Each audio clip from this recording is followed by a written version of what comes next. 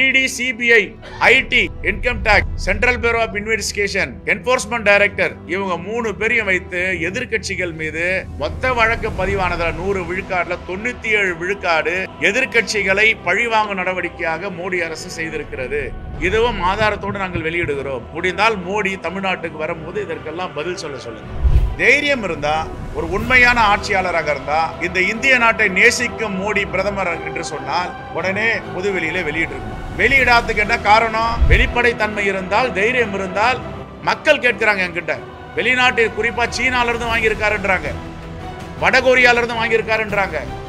அது உண்மை இல்லைன்னா நீங்க வெளியிட்டு போக வேண்டியதானே? நாங்க ஒரு சாமானியர்களா கேட்கிறோம் அந்த கேள்வி.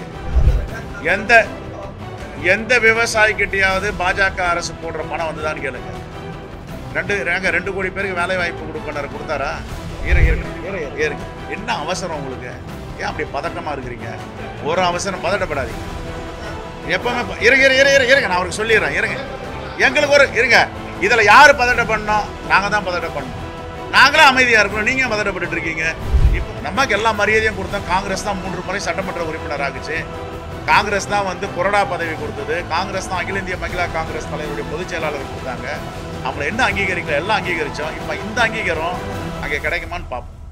மீண்டும் 100 ஆண்டுகளுக்கான வேலை திட்டங்களை நாங்கள் வகுத்திருக்கிறோம். இந்த தேசம் எப்படி இருக்க வேண்டும் என்று அடுத்த 10 ஆண்டுகளுக்கான வேலை திட்டங்களை தொடங்கி இருக்கிறோம் என்று எல்லா இடத்துலையும் கூவி சொல்லிட்டு வரார். அவர் சொன்ன முதல் வாக்குறுதி 2 கோடி பேருக்கு வேலை வாய்ப்பு தருவேன்னு சொன்னார். இருக்கிற 2 கோடி வேலை வாய்ப்பும் போயிடுச்சு. எப்படி போச்சு? அது பண மதிப்பிழப்பு கொண்டு வந்து டிமானிசேஷன், சிறு குறு மற்றும் நடுத்தர தொழில்கள் எல்லாம் நலிந்து போச்சு. 2வது என்ன சொன்னாரு? விவசாயிகளுடைய வருமானம் இரட்டிப்பாகுன்னு சொன்னார். விவசாயிகள்லாம் சராசரியா national crime record bureau NCRB ஒரு நாளைக்கு 30 பேர் தற்கொலை செய்து கொள்ளுகிறாருன்னு சொல்லுது. இந்த national crime record bureau NCRB யாருக்கிட்ட இருக்குன்னா மோடி கிட்ட இருக்கு. அவங்க கொடுக்குற தகவல் தான் அது. நாங்கள் ஆட்சிக்கு வந்தால் பெண்களுக்கு பாதுகாப்பு அளிப்போன்னு சொன்னார். இன்னைக்கு 4,445 வழக்குகள். இந்த மல்யுத்த வீரர்கள் இங்க வரும்போதெல்லாம் சொல்றார், பெண்களுக்கு பாதுகாப்பான நாடு இந்தியா, பெண்களை பாதுகாப்பதில் பாஜக அரசு முழு கவனம் செலுத்துகிறதுன்னார். ஆனா பெண்களுக்கு என்ன பாதுகாப்பு இருக்கு?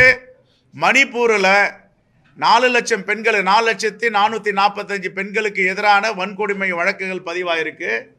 மல்யுத்த வீராங்கனைகள் வன்முறை, பாலியல் வன்முறை, துன்புறுத்தல், வன்கொடுமை, இந்த தேசத்தை பாதுகாத்து பதக்கங்களை வாங்கி வந்தவர்கள்.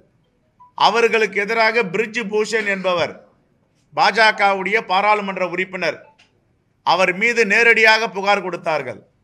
எந்த நடவடிக்கையும் எடுக்கவில்லை. ஆனால் என்ன பண்ணார் மோடி? அவரை பாதுகாப்பதில் தெளிவாக இருந்தார். உடனே இவர்கள் வாங்கிய பதக்கங்களை எல்லாம் தூக்கி திருப்பி கொடுத்துட்டாங்க. இது மிகப்பெரிய தேசத்துடைய தலைகுனிவு, அவமானம். இந்த தேச அவமானத்தை பற்றி பேச மாட்டேன்றார். மன்மோகன் சிங் அவர்கள் ஆட்சியில் 480 ரூபாய் இருந்தது ஒரு எரிவாயு சிலிண்டர். ஆனால் இன்னைக்கு 1200 தொட்டுட்டு இருக்கு. விலைவாசி உயர்வு எத்தனை 1000 மடங்கு ஏறி இருக்குது. இதுக்கெல்லாம் பதில் சொல்லணும் நரேந்திர மோடி. அண்ணாமலை டெய்லி பத்திரிகையாளர்கிட்ட ஏதாவது வாயில் வந்ததெல்லாம் பேசிட்டு இருக்காரு. நாங்கள் ஆதாரத்தோடு வெளியிடுறோம். இந்த ஆதாரத்துக்கெல்லாம் காங்கிரஸ் பேரியக்கம் சொல்லுவது உண்மை இல்லைன்னு மறுப்பு சொல்லுங்க.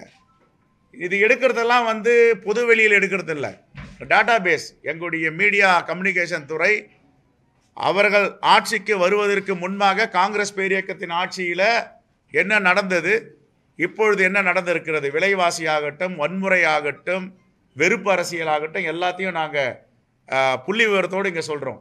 பெட்ரோல் டீசல் விலையை நாங்கள் ஆட்சிக்கு வந்தால் பாதியாக குறைப்பேன்னார். அப்போ கச்சா விலை இன்டர்நேஷ்னல் மார்க்கெட்டில் ஒரு குவிண்டால் என்ன விலை விற்றுது? அப்போ நாங்கள் என்ன விலைக்கு பெட்ரோல் டீசல் கொடுத்தோம்? ஆனால் இப்போ கார்பரேட்டுகளுக்கு 14 லட்சம் கோடி தள்ளுபடி செய்திருக்கார் கடனை. எதற்காக செய்தார்? ஏன் செய்தார்? இந்த 14 லட்சம் கோடி யார் யாருக்கெல்லாம் கடன் தள்ளுபடி செய்தாரோ அந்த நன்மை அடைந்த நிறுவனங்கள் எலக்ட்ரோ பாண்ட்ல 6000 கோடி கொடுத்துருக்காங்க. புள்ளி விவரத்தோடு எங்கள் தலைவர்கள்லாம் புது டெல்லியில் சொல்லிட்டு இருக்காங்க. எலக்ட்ரல் பாண்ட் தேர்தல் பத்திரம் நன்கொடை, இவர் யார் யாருக்கெல்லாம் கடன் தள்ளுபடி பண்ணாரோ அந்த தள்ளுபடி பண்ணவங்க ஒரு சதவீதம் கமிஷனா கொடுத்திருக்காங்க. ED, CBI, IT, income tax, central bureau of investigation, enforcement director, இவங்க 3 பேரையும் வைத்து எதிர்கட்சிகள் மீது மொத்த வழக்கு பதிவானதுல 100 விழுக்காடுல 97 விழுக்காடு எதிர்கட்சிகளை பழிவாங்கும் நடவடிக்கையாக மோடி அரசு செய்திருக்கிறது.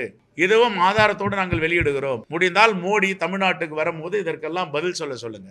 அதை விட முக்கியமான செய்தி என்னன்னா, நாட்டினுடைய பொதுத்துறை வளங்கள் 2 பேர்கிட்ட இருக்கு. ஒன்னு அதானி, இன்னொன்று அம்பானி.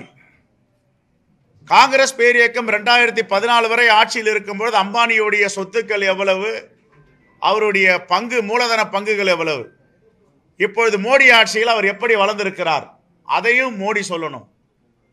100 லட்சம் கோடி, நாங்கள் ஆட்சியில் இருக்கும் போது 55 லட்சம் கோடி தான். 1947 இருந்து 2014 வரைக்கும். இதில் வாஜ்பாய் ஆட்சியும் அடங்கும், குஜராத் ஆட்சியும் அடங்கும், தேவகவுடா ஆட்சியும் அடங்கும். ஆனால் இந்த 9 ஆண்டுல 100 லட்சம் கோடி கடன் வாங்கியிருக்காரு. இந்த பணம் யாருக்காக கடன் வாங்கினார்? மக்களுக்காகவா? அதானியுடைய கடனை தள்ளுபடி செய்வதற்காகவா? அதானி ஆஸ்திரேலியாவில் சுரங்க பணிகளை, மைன்ஸ் தொழில் செய்வதற்காக வாங்கி கொடுத்திருக்காரா என்பதை அவர் தமிழ்நாட்டுக்கு வரும்போது சொல்லணும். அதற்கு பிறகு இப்போ மிகப்பெரிய நேற்றுக்கு நாங்கள் கன்னியாகுமரி, மதுரை, தூத்துக்குடி, மயிலாடுதுறையில் சுற்றுப்பயணம் பண்ணோம். நாங்கள் எங்கே நிற்கிறோமோ கடைகளெல்லாம் வரவேற்பு கொடுக்கறது தான். வெகுஜன மக்கள் கேட்குறாங்க, உச்ச நீதிமன்றம் மார்ச் மாதம் 6ஆம் தேதிக்குள் எவ்வளவு நீங்கள் தேர்தல் பத்திரத்தில் நன்கொடை பெற்றிருக்கிறீர்கள் என்பதை தேர்தல் ஆணையத்திடம் வழங்க வேண்டும், பொதுவெளியிலே வெளியிடணும்னு சொன்னாங்க. தைரியம் இருந்தால், ஒரு உண்மையான ஆட்சியாளராக இருந்தால், இந்த இந்திய நாட்டை நேசிக்கும் மோடி பிரதமர் என்று சொன்னால் உடனே பொதுவெளியிலே வெளியிட்டிருக்கணும். வெளியிடாததுக்கு என்ன காரணம்? ஸ்டேட் பேங்க் தெரியும் உங்களுக்கு, ஏறக்குறைய 40 கோடி வாடிக்கையாளர்களை வச்சிருக்காங்க, 66,000 ஏடிஎம் வச்சிருக்காங்க, கிளைகள் லட்சக்கணக்கான கிளைகளை வச்சிருக்காங்க.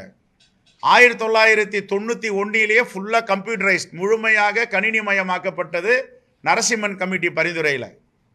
இன்னைக்கு இருக்கிற வங்கியில் 100 ஆண்டுகள் பழமையான வங்கி State Bank of India, federal bank, reserve bank, அடுத்தது State Bank of India. Schedule பேங்க்ல முதன்மை வங்கியாக இருக்குது.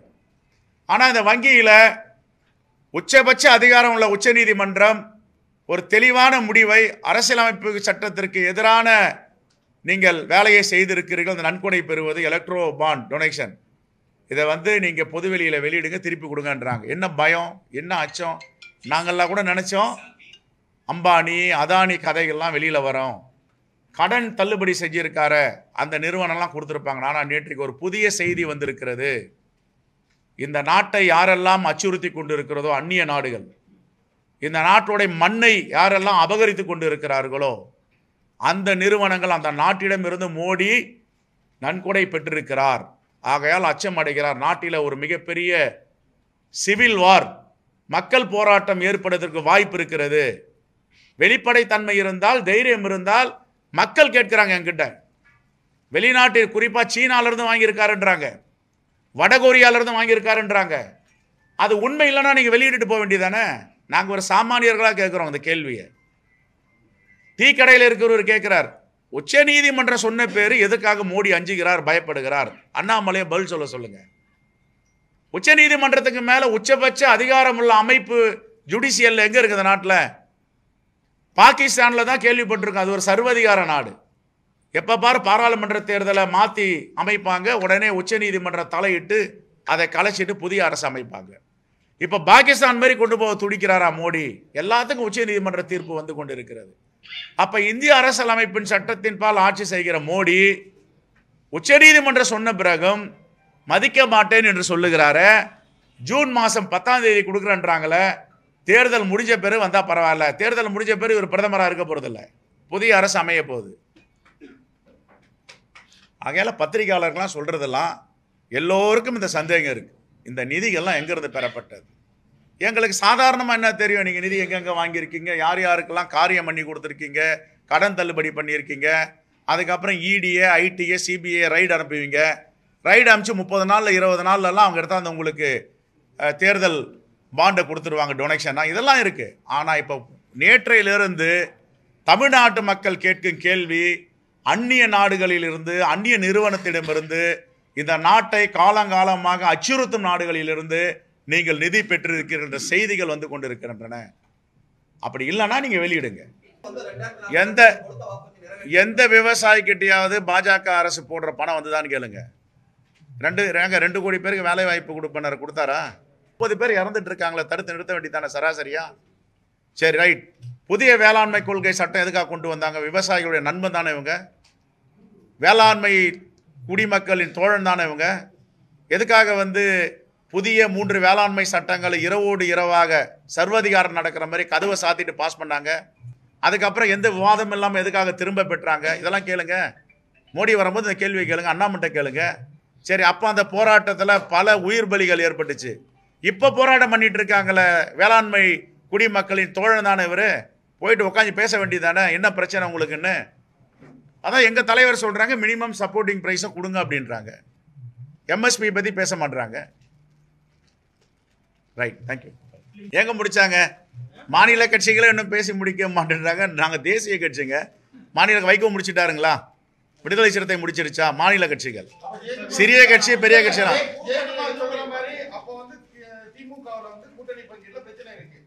ஒரு பிரச்சனையும் கிடையாது. யார் சொன்னது பிரச்சனை இருக்கு? என்னன்னு ஏங்க ஏறுங்க, என்ன அவசரம் உங்களுக்கு? ஏன் அப்படி பதட்டமா இருக்கிறீங்க? ஒரு அவசரம், பதட்டப்படாதீங்க. எப்பவுமே இருங்க, நான் அவருக்கு சொல்லிடுறேன். இருங்க, எங்களுக்கு ஒரு இருங்க. இதுல யாரு பதட்டம் பண்ணோம்? நாங்க தான் பதட்டம் பண்ணோம். நாங்களும் அமைதியா இருக்கணும், நீங்க பதட்டப்பட்டு இருக்கீங்க. இப்ப மாநில கட்சிகளை இன்னும் பேசி முடிக்கல. நாங்க தேசிய கட்சி ஒரு மாநிலமா முடிச்சிட்டு வராங்க. என்ன சொன்னீங்க? இதே பத்திரிகை நீங்களே சொன்னீங்க, சிவசேனா கூட கூட்டணி ஏற்படாது, என்சிபியோட கூட்டணி ஏற்படாதுன்னு கூட்டணி போட்டு ஒப்பந்தம் போட்டுட்டோம். அகிலேஷ் யாதவ் கூட இழுத்துட்டே இருக்கு, வராதுன்னீங்க, அங்க ஒப்பந்தம் பண்ணிட்டோம். ஆம் ஆத்மி வாய்ப்பே இல்லை, அறிக்கை கொடுத்துட்டாங்க, நீங்க அங்க கூட்டணி ஒப்பந்தம் வந்துடுச்சு. பீகார்ல கூட்டணி ஒப்பந்தம் போட போறோம். எல்லா இடத்துலையும் கூட்டணி ஒப்பந்தம் போட்டுட்டு வரோம். அதே மாதிரி தமிழ்நாட்டிலையும் போடுவோம். உங்களுக்கு இனிப்பான செய்தியை சொல்லுவோம், உங்களை கூட்டிட்டு போவோம் சாட்சியா, வாங்க. சரி, நீங்க கேளுங்களா அவங்கள? நீங்க ஏன் கேட்க மாட்டேன்றீங்க? என்ன சொல்றாங்க? இல்லைன்றாங்களா? இல்ல, நாங்க சொல்றது மறுப்பு சொல்றாங்களா? அப்படின்னா என்ன? அதுக்கு என்ன அது சம்பந்தம் தானே? சொல்லுங்க. நாங்க சொல்வது சரின்னு தானே? இல்லைன்னா மறுப்பு சொல்லணும். இல்லைங்க, நாங்கள் இது 139 ஆண்டுகளை கடந்த கட்சிங்க காங்கிரஸ் பேரியக்கம். எத்தனையோ தேர்தலை பார்த்துருக்கு, இந்த தேர்தலையும் சந்திக்கும். எங்களது இந்தியா காஷ்மீர்ல இருந்து கன்னியாகுமரி வரைக்கும் இருக்கிற காங்கிரஸ் பேரியக்கங்க ஒரு மாநிலமா முடிச்சுட்டு வருவாங்க. நாங்க பேசிட்டு இருக்கோம். நீங்க நினைக்கிற மாதிரி எந்த ஒரு பிரச்சனையும் இல்லை. ரொம்ப சுமூகமா இருக்கு, இனிப்பா இருக்கு. கசப்புறதை தான் நான் கூட சொல்றதுக்கு நாங்க அவங்க சார் பிறர் கட்சியை பத்தி காங்கிரஸ் பேரியக்கம் அது வைகோவுடைய உரிமை. அவர் தனியா ஒரு கூட்டம் போடுறாரு, அவங்க உரிமை. நான் போய் காங்கிரஸ் இயக்கத்தீங்க கூட்டம் போடுறீங்கன்னு கேட்க முடியுமா? அப்படிலாம் கேட்க முடியாது. ஜனநாயக நாட்டில் எல்லாருக்கும் எழுத்து உரிமை, பேச்சு உரிமை, கூட்டம் கூட்டுற உரிமை எல்லாம் உண்டு. அந்த உரிமையில கூட்டம் கூட்டுறாங்க. எங்ககிட்ட 8 எம்பி தமிழ்நாட்டில் இருக்காங்க. இருங்க அப்படிலாம் அதெல்லாம் ஆதாரபூர்வமான செய்தி இல்லை. நாங்கள் இப்போ எங்கள் அகில இந்திய தலைமையால் நியமிக்கப்பட்ட ஒரு பொறுப்பாளர் நான்.